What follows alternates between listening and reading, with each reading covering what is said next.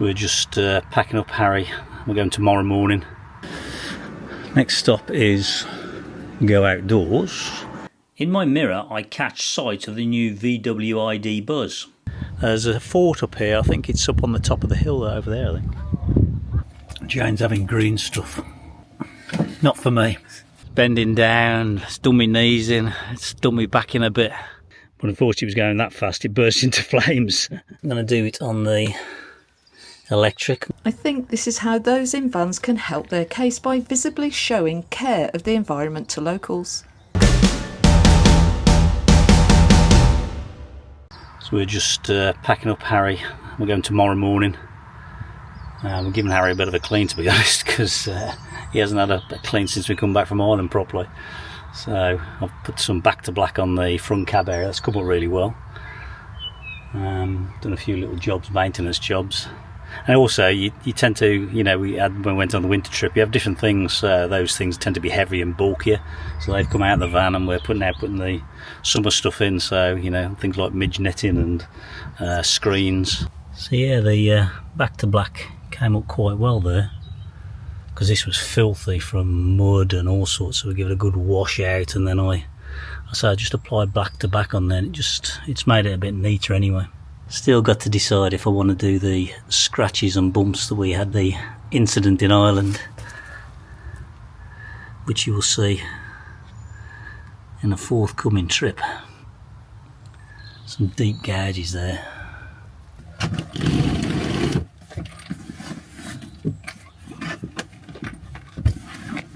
So we're just doing a bit of last minute packing. Packed too much again. We're going away for 2 weeks, so I actually think if you're going away for 2 weeks, you're going away for 6 weeks, it's probably the same amount of stuff you take, but I'm still sure we're overpacking. Be interesting to see how much we use clothes wise. But weather's supposed to be pretty good, so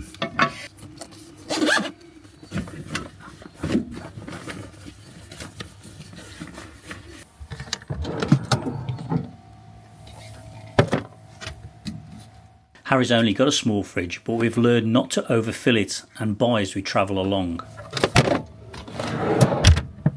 We're going to share with you in a few episodes a short getaway we had in the UK before our epic winter tour we took in Ireland. So our first day we will head south down the M5 and plan to visit a National Trust location before finding a park up somewhere in Somerset.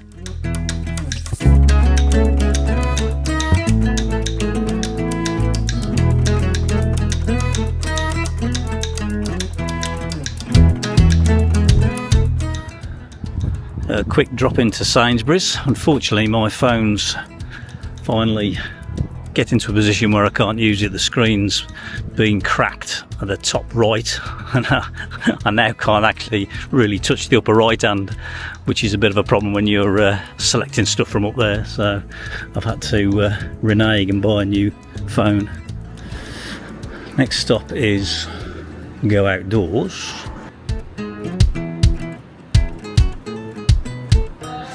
So we wanted to try a camping stove. We're not using the barbecue anymore. And I noticed this is on at half price. We just wanted something to warm up if we're out and about or going on the beach or whatever.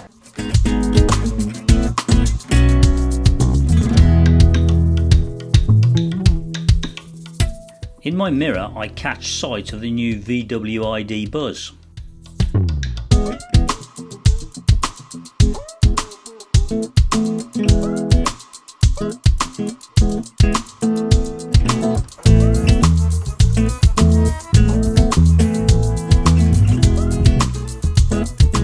We soon pass Avonmouth docks and the motorway gives way to back lanes to our first stop of Breen.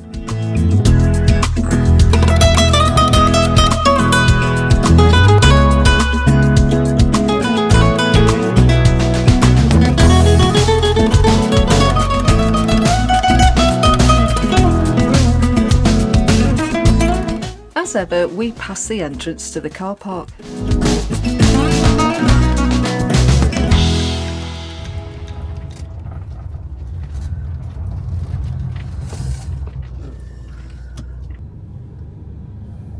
You're right, my side. You have arrived at your destination.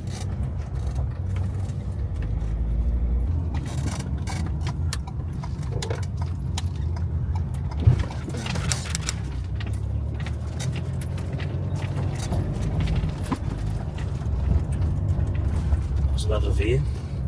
Mm-hmm. I said we might as well have a view. Yeah. So we've just come down into Somerset to Breen Down National Trust beach. It's £6 if you're a non-member. We're a member, so it's free, or it's inclusive as part of our membership. There's a fort up here. I think it's up on the top of the hill over there, I think. Bit of a hazy day today. Warm. So it's about a couple of hours to get here. Trying our new water container. I'm not quite sure if it's dripping or not.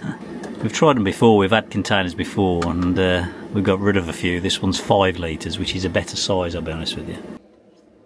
We're just having lunch. There's quite a few static caravans around here, isn't there? Yeah. We're just up from Burnham-on-Sea, so I think he's driving up and down to his customers. He was up the top end of the beach a minute ago. I'm having cheese sandwich, Jane's going to have a smoothie. Jane's having green stuff mixed together. Lots of healthy green stuff. Yeah, not for me. Just the thought of it, I think, probably more than the taste. Probably taste, I don't know, can't taste of anything, can it? It's just water, isn't it? No, Is there anything you put in for taste? You'll have to taste it. Yeah, ginger, but... It's really connected to the Blue Yeti. I think it's about 250 watts, wasn't it? No, 600.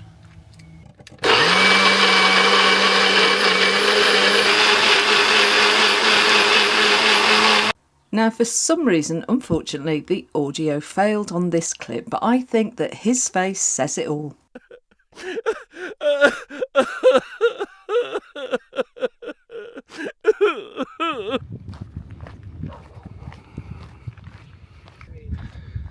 I've left Jane in the van. I've also left my mic, so hopefully you can hear this. She's not 100%, so she's staying in the van. But also, she didn't want to face these steps for our first day. I'm not sure I do either. So this goes up to a fort at the top of this natural pier. That's Breen Sands. We're parked in the National Trust car park. There's another private car park over this side as well. That's Breen, and I think round the hook down the bottom there is Burnham-on-Sea.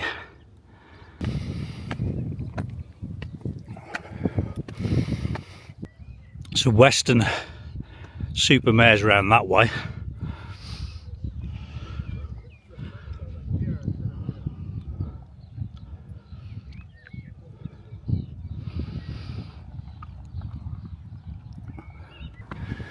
Oh, we're nearly there, I think. I don't think it's one of these where you have to go again. And there's Western over there.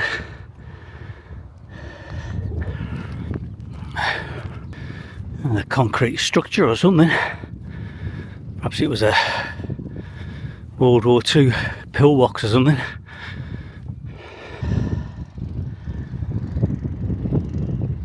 We're now going to go to the end of, I think this is called the pier. So like a natural pier, water protection across the Severn estuary, I guess. So it's a site of special significance. So I can't fly the drone, I don't think. I must admit, I was looking forward to getting out in Harry. We're away for 14 days visiting various friends, family. So we're using that as an excuse, and we've got to go to Auto Campus for a habitation check I booked in. So we're just using that as a reason to go out, really. Discover a few different places as well. But I must admit, I've been absolutely 100% into doing the lounge project I've got on at the moment, which is being a bit of a chore. It's almost finished me at times, but we got there with it. But I've used muscles that I didn't realise I got or hadn't used for some while. Bending down, it's done my knees in, it's done me back in a bit. But I'm alright, I've got through it. That's not a bad view. It's very hazy today. It's quite warm, but there's a wind up here. We haven't toured the UK because we went to Ireland, we've been to France and to New Zealand. So I actually haven't been around the UK since just after I retired. We did sort of a 5 counties tour for 5 weeks. That was the last time we did the UK, so I don't know. I've seen lots of things about wild camping in the UK becoming more difficult, so we need to get out there and try it, see what it's like in England, and also get our confidence back in travelling in England, because there's lots of things to see, lots of places we haven't been to, that's for certain. This being one of them. I always wonder if cows realise how lucky they are. We saw some in Ireland, and we often wondered whether they realised how lucky they were being in the landscape. Oh, looks like they got collars on to identify themselves. GPS perhaps. Well, they're enjoying the view. Happy cows though. I say this is a bigger walk than I thought. The fort is beyond there. I just don't know how far. I can see another in the distance there, another bit of land. I don't know if this goes on for a while. It's like wild primroses or primula, I'm not sure. Somebody will tell me, I'm sure. Trig Point, I presume this is the highest point. Oh, there's that landmass behind there. I'm hoping that's an island. Must be, oh it is, it's an island. So the car park's just at the edge there. So along the static caravans is right on the edge, that's where Harry's parked. Ah, and here's the fort, overlooking the estuary, so I guess a strategic military point, if that's what it is. I need to read up some facts on that.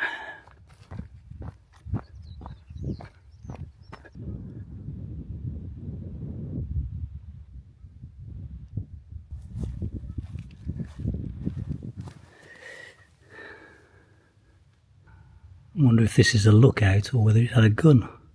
Yeah, I think it's lookout, I guess. There's a lot of concrete, so I'm assuming this is World War II. So it'll be interesting to see if I'm right, and these are just the barracks, I'm guessing.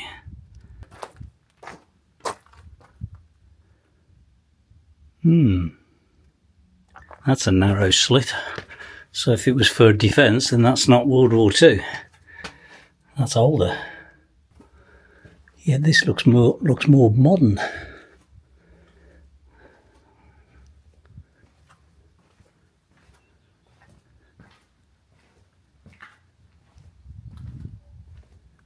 This will tell us 1870s. Oh, it's a lot older than I thought. Down the steps is an underground magazine where the gunpowder was stored. 100-pound barrels of gunpowder. No metal objects were allowed in the magazine. The tiniest of sparks could cause a massive explosion. For this reason, the floor was covered in wooden slats and barrels were stored on wooden shelves. To avoid the risk of sparks from their uniforms, soldiers had to get changed before entering the magazine. So this must have been the barracks. So this is where the soldiers ate, slept and spent off-duty hours. It was built to house 20 men, but most of the time only 4 or 5 gunners lived here. Their beds opened out from the wall, doubling as chairs. It was used in the 1940s, in the Second World War. It was used for the canteen and leisure. So in the Second World War, these gun emplacements were added, I guess. So the new gun emplacements were built in 1941. Each was equipped with a 6-inch naval gun from scrapped First World War ships. These had a range of up to 20 miles, which was twice the width of the Bristol Channel at this point. Something was stored under here.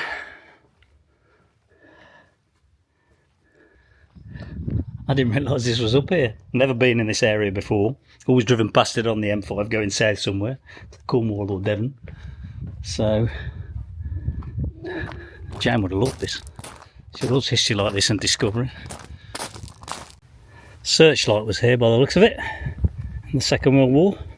Oh, that building is a searchlight. Looks like some tracks or rails going out to it. So there was lots of experimental weapons here developed or tried out. So that little trackway there was a trolley that's to carry a bomb down the track, and it was a called the bouncing bomb, the seaborne bouncing bomb.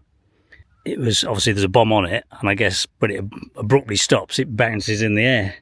But unfortunately it was going that fast, it burst into flames and crashed through the buffers and took the whole lot over the cliff. So I think the whole point was inertia, and then coming to abrupt would send it out. I guess you don't know unless you try. So I'm just now heading back along the down here. I'm on the lower track. It is a loop walk. I came down on the higher part, and there's a lower track which is quite level. I'm sure at some point he's going to climb back up, but I'm never quite sure if going down is any easier than going up. It always feels as though it jars the knees a bit more.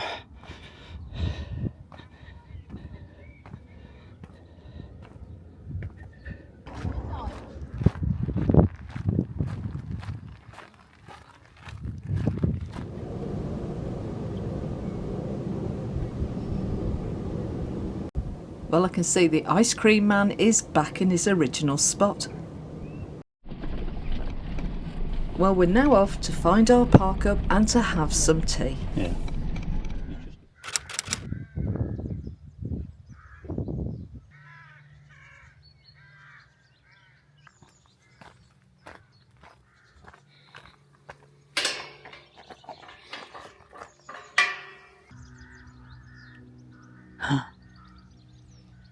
Great big fish just came up there. Must have been about 12 inches long.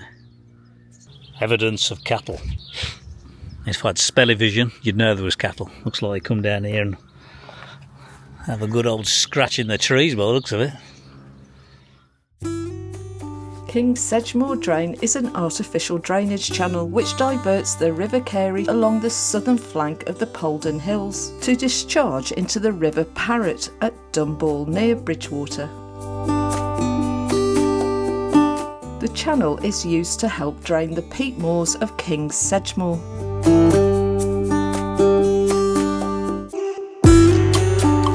The main channel was constructed between 1791 and 1795, and despite initial fears by the locals at the time who thought that they would lose common grazing rights, which transpired not to be the case. It's now enjoyed by many that visit, like us, and of course an abundance of wildlife.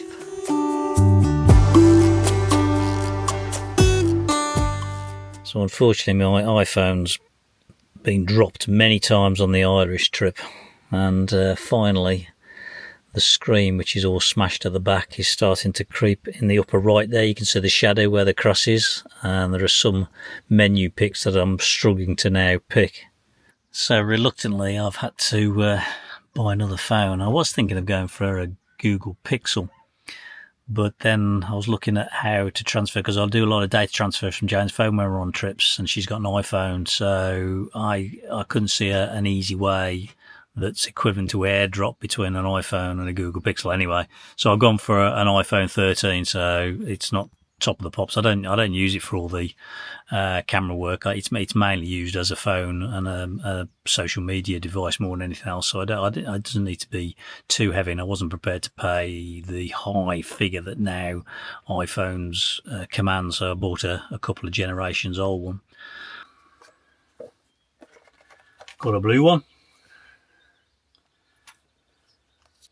I haven't had a new phone. No, you haven't, not since you left new work. Phone. Well, when I had one at work, I suppose, but that's going back. Normally end up with my old ones. Yeah. This is something new for me.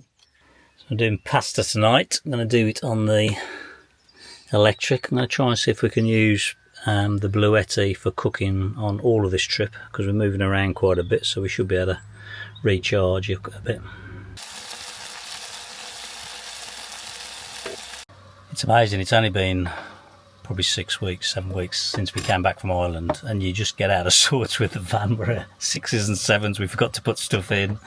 You forget where things are, and they're not in the right place. and it just takes you a bit of a while to get back into the rhythm of it. We'll get there. Got no sauce for the pasta.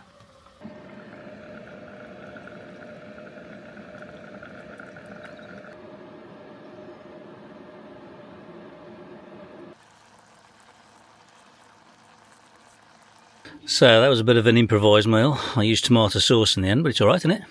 Really Nice. Yeah. I like that pasta actually. That's nice. That's the larger pasta, whatever it's called. Might be a bit raw with the garlic, because the garlic didn't cook that much. I know, I can't taste it. That's fine. It's alright with the tomato sauce, actually didn't need a lot. Very right.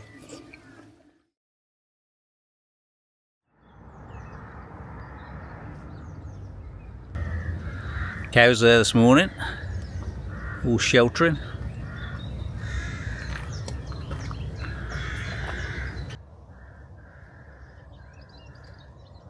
Good morning. We had a peaceful night, nice little park up, no disturbance. It's walkers late at night, but then as soon as the darkness come, the car park was empty. It was just us. Missed it this morning. So we have some breakfast and get off and head towards Dartmouth.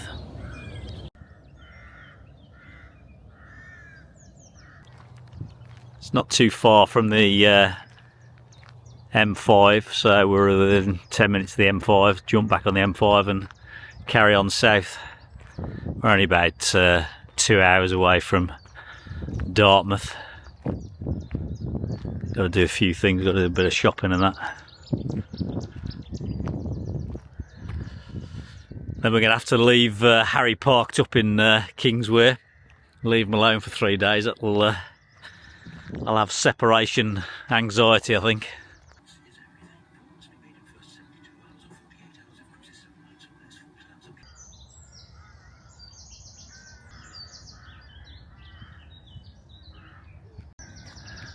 Annoyingly, yesterday, there's some young lads parked up.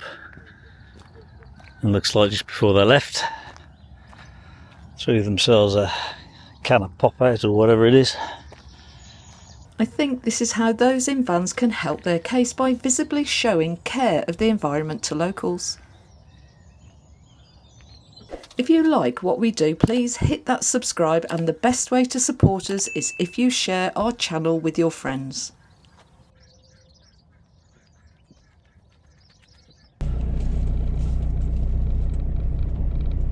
Well, we'll leave it there, and we'll see you in the next episode.